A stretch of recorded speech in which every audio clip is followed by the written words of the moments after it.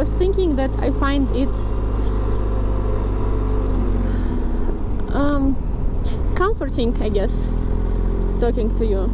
So I do riding solo most of the time, and this is my choice because I really enjoy it more this way, I guess. I don't know, it's just different experience, you know. I like my friends, I like riding with them, but for traveling and for fully experiencing things, I prefer to do it solo, because then you communicate more with the world outside and with people outside, and when you go with friends, you're more staying with your group, and if you talk more to people inside your group.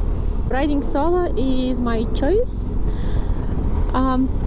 but sometimes I want to share something with someone, like experience or some thoughts, or to show what I see, or just talk to someone. This happens too, and then I'm so happy that I have you guys. I think that's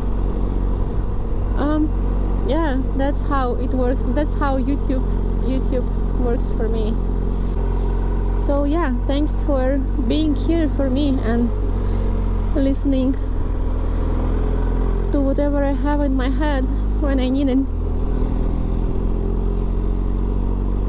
As I mentioned, thank you so much for being with me on my journey. But yeah, I get my solitude when I need it, which is very important for me as well.